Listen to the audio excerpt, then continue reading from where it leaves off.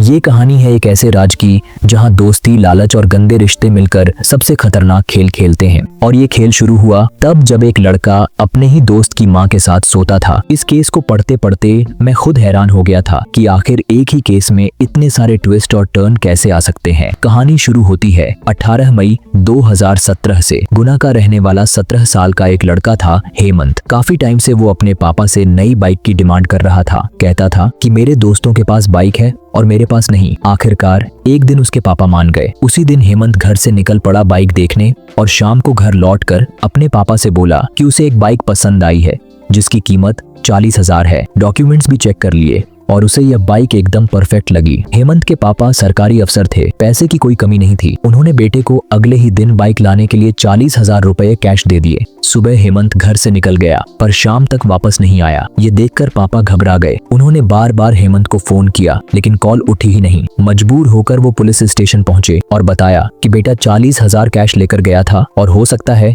किसी ने उसे लूट लिया हो या फिर कोई और हादसा हो गया हो। पुलिस ने सबसे पहले पूछा कि हेमंत किसके साथ गया था। पापा ने बताया कि वो अपने दोस्त हनी दुबे के साथ निकला था। पुलिस का कहना था कि शायद बाइक लेने के बाद ये लोग दोस्तों संग पार्टी कर रहे होंगे। चिंता मत कीजिए, जल्दी घर आ जाएगा। लेकिन पापा को पुलिस की बातों पर यकीन नहीं था। वो पूरी रात बेटे के फोन पर कॉल करते रहे। इसी दौरान उन्होंने हनी दुबे को भी कॉल किया। हनी ने कहा कि बाइक लेने के बाद उसने हेमंत को उसके घर छोड़ दिया था। आगे कहाँ गया उसे पता नहीं। अगली सुबह अचानक हेमंत के फोन से कॉल आया। कॉल उठाते ही एक भारी आवाज सुनाई दी। उस आदमी ने कहा कि अगर अपने बेटे की जान बचाना चाहते हो तो 50 लाख का इंतजाम करो।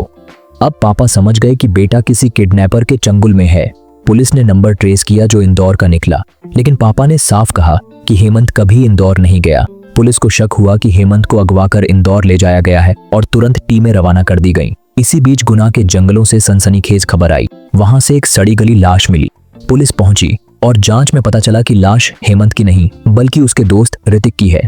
पूरा मामला और उलझ गया। एक गायब और दूसरा मरा हुआ। जांच तेज हुई। तभी 2 दिन बाद फिर से जंगल से लाश मिली। ये लोकेश की थी, वही दोस्त जो उनके ग्रुप में था। अब पुलिस सकते में थी। एक दोस्त गायब, 2 की लाश मिल चुकी थी। संदेह गहराता गया और पुलिस ने हनी दुबे को दबोच लिया। पूछताछ में पहले तो वो टस से मस नहीं हुआ, लेकिन बाद में धीरे धीरे सारा सच सामने आया। असल में हनी की मां पूनम दुबे ने ही इस पूरी कहानी की शुरुआत की थी। पति से अलग रहकर वो गलत धंधों में पड़ चुकी थी। उसने बेटे से कहा था कि अमीर ऑफिसर के बेटे हेमंत से दोस्ती करो। दोस्ती हुई और इसी बहाने हेमंत अक्सर उनके घर आने लगा। यहीं से पूनम ने हेमंत को अपने जाल में फंसा लिया। रिश्ता बना और हेमंत उससे पैसे भी देने लगा। लेकिन जब हनी को ये सब पता चला तो अंदर ही अंदर जलने लगा। 18 मई को बाइक देखने निकले तो उसी दौरान उसने प्लान बनाया। उसने अपने दोस्तों को जंगल बुलाया, पार्टी का बहाना किया और वहीं बियर की बोतल से हेमंत के सिर पर वार कर दिया। फिर टूटे शीशे से उसे मार डाला। बाद में लाश को जलाया गया और हनी ने मां को सब बताया। पुलिस से बचने का मास्टर प्लान भी उसी की मां ने बनाया।